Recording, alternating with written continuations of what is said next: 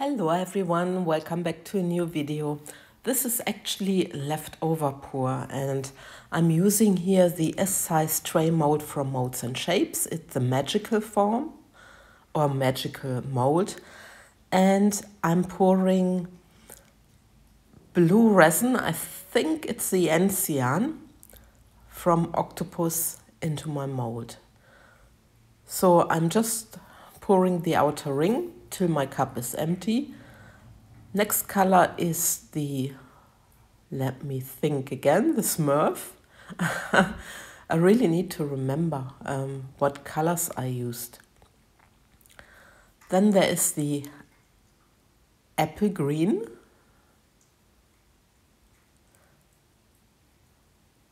And finally in the center there's a lemon.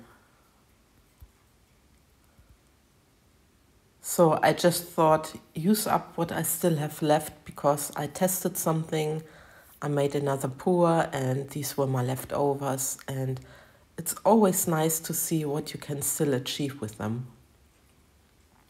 So now I'm filling up my mold with some resin. I just pour it into the center. My resin is also already quite settled, so it's really very sticky, really like honey. Now I'm using the heat gun and I'm just popping some bubbles because, of course, when you let it stand and then you put it into the mold, there are sometimes those thick bubbles, and I'm just trying to release them.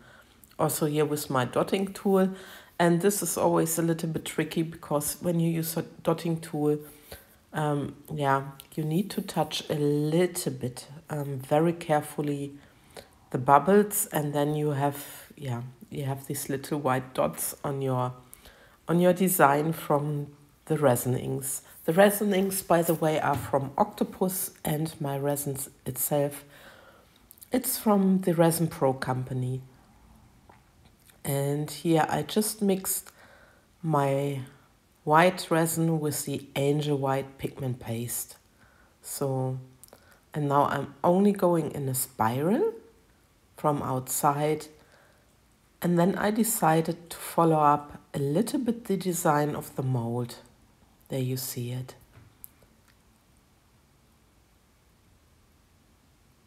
And then also the smaller parts of the bows, you see where the nice design is.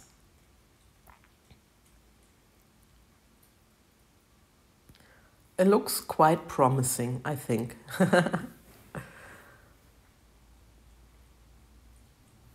And I'm just using my torch and I'm just popping some bubbles which are on the surface. And then I'm taking a little bit of glass stones, which I still had, golden glass stones. And I'm just carefully putting them into place how I want them to be. And then I'm starting doing my design. It's not really a flower design, it's just a design and an effect I do with the pigment paste.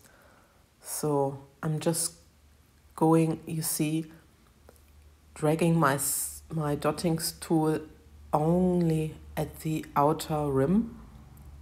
I'm not pulling it to the center because I didn't want it. I wanted the spiral to be still viewable. And that's all I'm doing.